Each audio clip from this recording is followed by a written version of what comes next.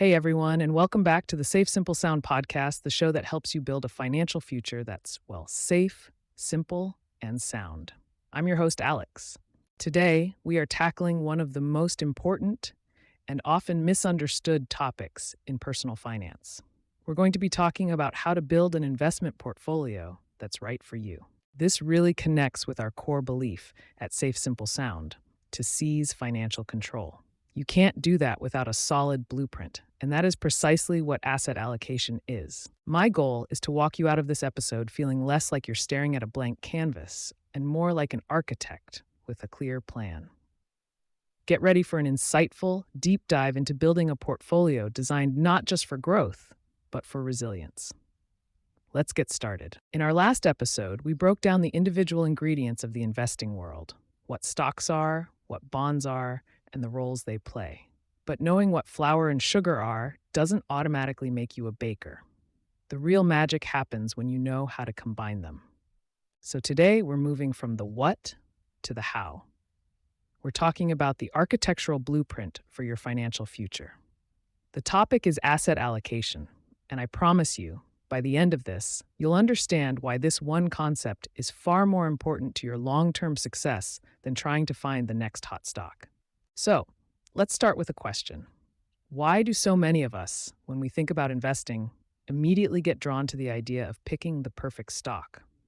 We hear stories about people who invested early in some tech giant and made a fortune, and we think, I need to find the next one of those. It's exciting, it's dramatic, but the data shows it's not where the real power lies. The real power is in the overall structure of your investment portfolio. And that brings us to our big idea today. What exactly is asset allocation? Simply put, it's the strategic process of dividing your investment portfolio among different categories or asset classes, primarily stocks, bonds, and cash. It's deciding what percentage of your money goes into each bucket. That's it. It's not about which specific stock to buy, but about how much of your money should be in the stock market in general. Now, the primary goal here isn't to shoot the lights out with a single winning stock. The goal is to create a deliberate blend, a mix that balances risk and reward based on your personal goals, your time horizon, and how comfortable you are with market swings. I think the best way to make this tangible is with an analogy. Think of your asset allocation as the master blueprint for a house you're building. Your financial goal, say a comfortable retirement, is the finished house. Now, you wouldn't just start throwing up walls and windows randomly, right? Of course not. You need a plan. In this plan, stocks are like the wooden frame that gives the house its structure and potential to grow tall. Bonds are like the solid foundation, less exciting, maybe, but absolutely essential for stability and strength. If asset allocation is the blueprint for your financial future, what are the potential consequences of starting to build without one? It's risky, unstable, and unlikely to get you the result you want. And here is the single most important insight I want you to take away today. Major financial studies, going back decades, have shown that your asset allocation, that strategic mix, is responsible for the vast majority of your portfolio's ups and downs over time. We're talking 90% or more. It is far more critical to your long-term success than which individual stocks or bonds you select. Let me say that again. How you mix your ingredients matters more than the individual ingredients themselves. Let's see how this plays out in the real world. Imagine a year where the stock market is having a tough time. Maybe it's down 15%. If your portfolio was 100% stocks, you're feeling that entire drop. But if you had a 60-40 portfolio, that's 60% stocks and 40% bonds, things look different. In that same volatile environment, high-quality bonds often hold their value or even go up slightly, acting as a stabilizing anchor. So while the stock portion of your portfolio is down, the bond portion is acting as a cushion. Your total portfolio might only be down 7 or 8% instead of 15. That is the power of the mix in action. It's the core of a resilient diversification strategy. So to wrap this up, we've learned that asset allocation is your financial blueprint. It's the strategic mix of stocks and bonds in your portfolio. Its goal isn't to pick winners, but to balance your need for growth with your need for stability, all based on your personal situation. And most critically, getting this blueprint right is the biggest factor in your long-term investment success. Now, for this week's call to action. It's a simple one.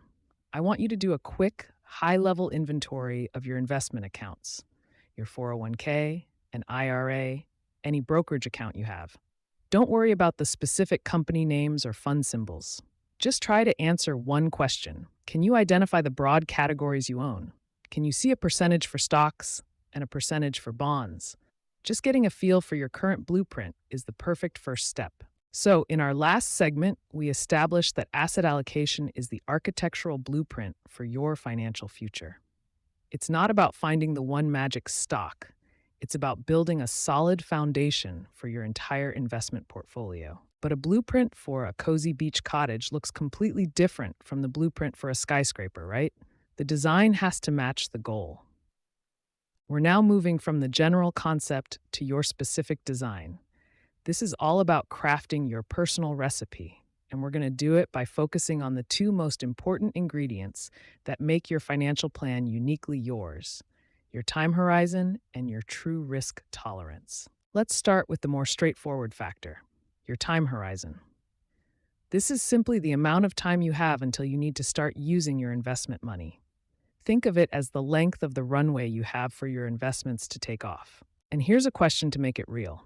How might your investment strategy and asset mix differ if you were saving for a down payment on a house in 5 years versus saving for retirement in 30 years? If your goal is just 5 years away, your runway is short. You can't afford a major market downturn right before you need to write that check for the down payment. Your priority is capital preservation, so your mix would be much more conservative, leaning heavily on stable assets like bonds and cash. But if you're a 35-year-old saving for retirement, you have a 30-year runway ahead of you. You have decades to recover from any market turbulence. In fact, downturns can be your friend. They're opportunities to buy great assets at a discount. Your priority is growth, so your asset allocation can be more aggressive, with a much higher percentage in stocks to maximize that long-term potential. The longer your time horizon, the more risk you can generally afford to take. Okay, so time horizon is the science. It's mostly about math and calendars. But risk tolerance, now that's the art. And frankly, it's where most people, and especially those simple online quizzes, often just scratch the surface. As a chartered financial consultant, or ChFC, we're trained to go deeper and look at risk in 3 distinct parts, because your gut feeling about risk is only one piece of a much larger puzzle. The first part is what you think of as risk tolerance. This is your willingness to take risks. It's your emotional comfort level. Are you the kind of person who enjoys the thrill of a roller coaster, or do you prefer the calm, predictable path? This is your investing personality. The second and critically important part is risk capacity. This is your financial ability to take risks. This is the reality check. You might be willing to risk it all for a big payoff, but if a 30% drop in your portfolio would mean you couldn't pay your mortgage or would have to delay retirement, then your financial capacity for risk is much lower than your tolerance. Your financial reality puts a hard ceiling on your willingness. And the third part, which I believe is the most telling, is risk composure. This is how you actually behave when things get scary. It's easy to say you're a long-term investor when the market is climbing. But what did you do when your account was flashing red and every headline was screaming about a crash? This is where the rubber meets the road. A true understanding of all 3 parts of your risk profile is what allows you to build a diversification strategy that you can actually stick with long term. Because the most brilliant plan in the world is completely useless if you panic and abandon it at the worst possible moment. So I want you to do a little self-reflection with me. Think back to the last major market downturn. Maybe it was the sharp drop in early 2020, or even the financial crisis of 2008. How did you feel? Were you glued to the news, losing sleep? Did you sell your investments and go to cash? Or did you stick to your plan, or maybe even see it as a buying opportunity? What actions did you take? Your honest answer to that question tells you more about your true risk composure than any 10-question quiz ever could. So, to wrap this up, your personal recipe, The perfect asset allocation for you is a blend of your time horizon, the science of your timeline, and a deep, honest understanding of your complete risk profile, your willingness, your financial capacity, and crucially, your composure under pressure. To help you start thinking about this in concrete terms, I want to give you a simple tool. It's a classic rule of thumb called the Rule of 110. Now, this is not personalized financial advice, but it's a fantastic starting point for our conversation. Here's the exercise. Take the number 110 and subtract your age. The result is a rough percentage you might consider allocating to stocks. So if you're 40 years old, 110 minus 40 is 70. That suggests a starting point of a 70% stock, 30% bond portfolio. If you're 60, 110 minus 60 is 50, suggesting a 50-50 split. Do that quick math for yourself right now, and then just sit with that number for a second. Looking at that percentage for stocks, does it feel comfortable? Does it feel too aggressive, or maybe too conservative for you personally? Your gut reaction to that number is the first step in calibrating your personal recipe. In our last segment, we got personal. We talked about how your unique time horizon, basically your age and when you need the money, and your personal risk tolerance are the two most important ingredients in your financial recipe. It's all about understanding you before you even think about building your investment portfolio. But once you have those ingredients on the counter, what's the actual recipe? How do you start mixing them together? That's exactly what we're covering right now as we move from theory to practice. This segment is all about simple asset allocation models, explained. We're going to look at a couple of the most common frameworks that investors use to put all these concepts into action. Now, a really important note before we dive in. Think of these models as educational starting points, not as personalized financial advice. They're like the sample floor plans you see when you're looking to build a house. They are fantastic for showing you what a finished product can look like and helping you understand the basic structure. But you'd never just build that exact floor plan without first considering if it fits your family, right? You might want to move a wall or add a home office. These models work the same way. They're a blueprint you can learn from, not a one-size-fits-all solution. Okay, so let's start with the undisputed classic, the 60-40 portfolio. You've probably heard of this one. It's the benchmark, the gold standard that other strategies are often compared against. It's incredibly simple. 60% of your portfolio is invested in stocks for long-term growth potential. That's your engine.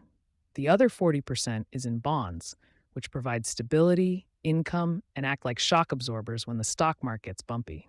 For decades, this has been the go-to model for a moderate risk investor. It's designed to capture a good amount of the stock market's upside while providing a cushion during the downturns. It's the balanced meal of the investing world, not too risky, not too conservative, just a historically reliable mix. Of course, a simple framework like this begs a question for you to think about. These models provide a simple framework, but what specific life events or personal goals might lead a financial professional to recommend a significant deviation from a model like the 60-40? Maybe you're starting a business and need more stability for a few years. Or maybe you've received an inheritance and can afford to take on more risk for higher growth. See how your life's details really matter? Next up is probably the most popular option you'll find in workplace retirement plans, like 401k, target date funds. If the 60-40 is a classic recipe you follow yourself, a target date fund is like a meal kit delivery service that automatically adjusts the recipe for you over time. The concept is genius in its simplicity. You pick a fund with a year in its name that roughly corresponds to when you plan to retire. Let's say you're planning to retire around the year 2050. You'd choose a Target 2050 fund. When you're young and 2050 is decades away, the fund automatically has a very aggressive asset allocation, maybe 90% stocks and 10% bonds. But here's the magic. As you get closer to 2050, the fund automatically and gradually shifts its mix, selling stocks and buying more bonds. By the time you hit retirement, it might look more like a 50-50 or even a 40-60 portfolio. It handles the rebalancing and the risk adjustment for you, which is why it's often called a set it and forget it solution. But that convenience comes with a trade off, which leads to our second question for reflection.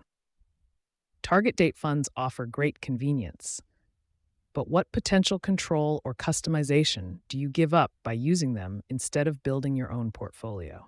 For one, you're handing over the reins completely.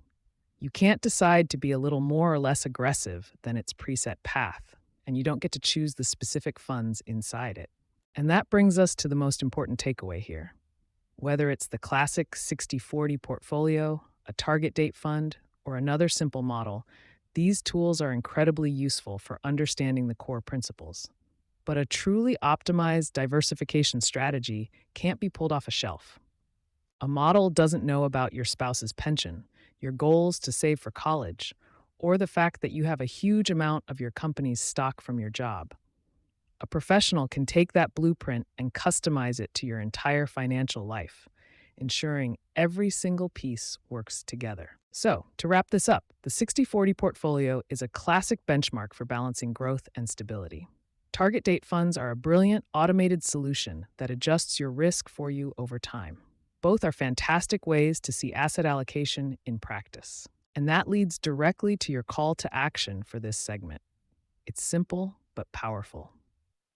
The next time you have a few minutes, I want you to log in to your workplace retirement plan, like your 401k, and just check to see if you are invested in a target date fund. Many people are by default and don't even realize it. If you are, do a quick search for that fund's name and look for something called its glide path. That's just the fancy term for its pre-planned map showing exactly how its stock and bond mix is scheduled to change over time. It's a great way to see these concepts in action with your own money. In our last segment, we broke down some of those classic asset allocation models, things like the 60/40 portfolio and target date funds. And those are fantastic blueprints. They give you a solid architectural plan for your financial future. But a blueprint is just the beginning. The real strength of a building comes from the quality of the materials and the regular maintenance that keeps it standing strong for decades. Today, we're talking about those crucial finishing touches, a deep dive into diversification strategy and the essential discipline of portfolio rebalancing. These two concepts are what take your plan from theory to a resilient, real-world investment portfolio built for long-term success. So let's start with a really common point of confusion. We hear the words asset allocation and diversification used almost interchangeably, but they are critically different. Think about it like you're baking a cake. Your asset allocation is your main recipe, 60% flour, 40% sugar. That's the big picture decision about your mix of stocks versus bonds. But diversification is the next step. It's about asking, what kind of flour am I using? Am I using just one kind or a mix of whole wheat and all-purpose for better texture? What kind of sugar? Just white sugar? Or am I adding some brown sugar for depth? That's the difference. Asset allocation is mixing between the big categories, stocks, bonds, cash. A proper diversification strategy is about mixing within those categories, and this is where you can build a truly robust portfolio. So what do these layers of diversification actually look like? First, there's geography. You want to mix U.S. stocks with international stocks from both developed and emerging markets. This brings us to a really important question. Why is owning stocks from just one country, even a strong one like the US, considered a major uncompensated risk in a well-structured portfolio? Well, think about it. The US market is fantastic, but it doesn't lead the world every single year. There have been entire decades like the 2000s where international stocks dramatically outperformed US stocks. If all your eggs were in the US basket, you missed out on that growth. By owning a global portfolio, you smooth out your ride. You're not making an all-or-nothing bet on a single country's economy. The second layer is company size. You'll hear terms like large cap, mid cap, and small cap. Large cap stocks are the giants, the Apples, the Amazons. They're generally more stable. Small cap stocks are smaller, often younger companies with more room to grow, but also more volatility. A good diversification strategy includes a mix of them, because they tend to perform well in different economic cycles. And the same idea applies to your bonds. You can mix safe and steady government bonds with corporate bonds that might pay a little more interest. The goal of all this mixing isn't to chase the highest returns, it's to reduce volatility. It's to own a collection of things that don't all move in the same direction at the same time, which helps you stay invested during the bumpy parts of the journey. Okay, so you've set your allocation and you've beautifully diversified within it. You're done, right? Not quite. Now comes the maintenance plan, portfolio rebalancing. Over time, your portfolio is going to drift. Let's say you started with that classic 60-40 mix. If stocks have a fantastic year and bonds are flat, your portfolio might drift to become 68% stocks and 32% bonds.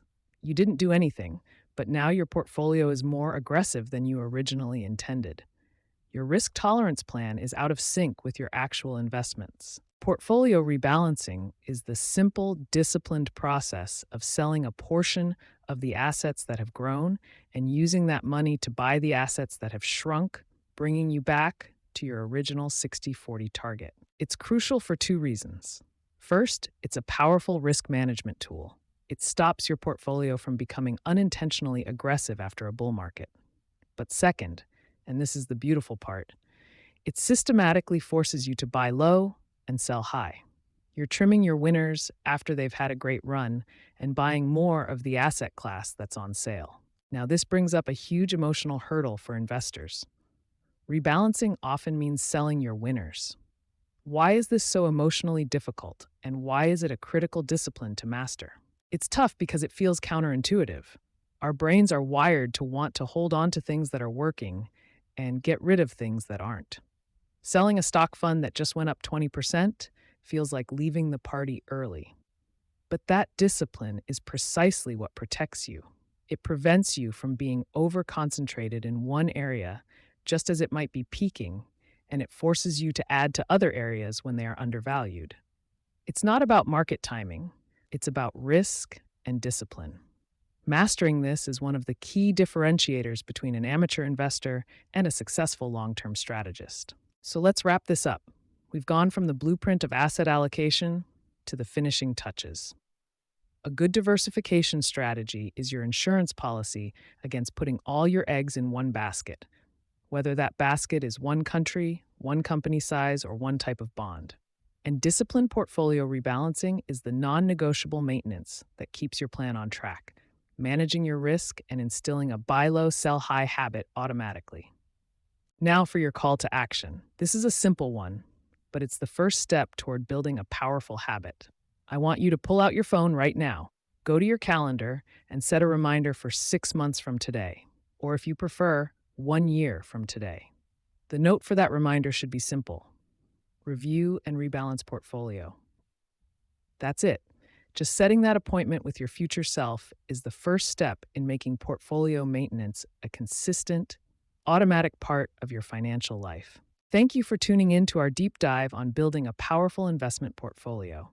We've covered everything from the basic ingredients to the final winning recipe. Join us next time as we explore. All right, and that brings us to the end of our deep dive into the blueprint of your financial future.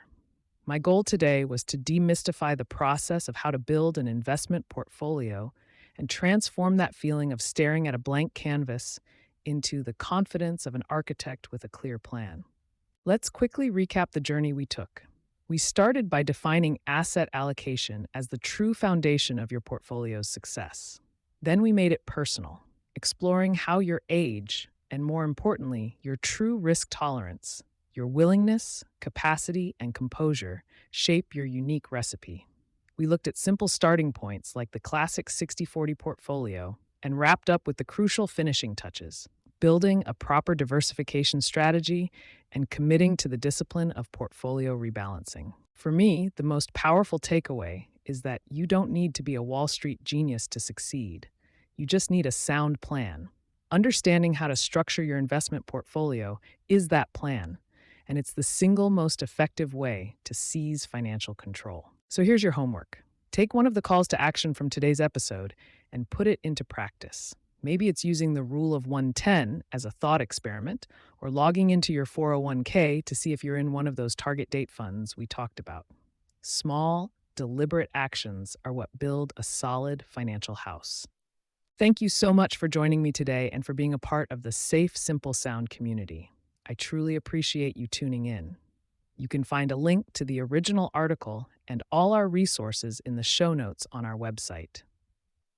If you found this episode helpful, the best way to support us is to leave a quick review or share it with a friend who's ready to take that next step with their investments. Until next time, remember the goal is to build a financial future that is safe, simple, and sound. This is Alex, signing off.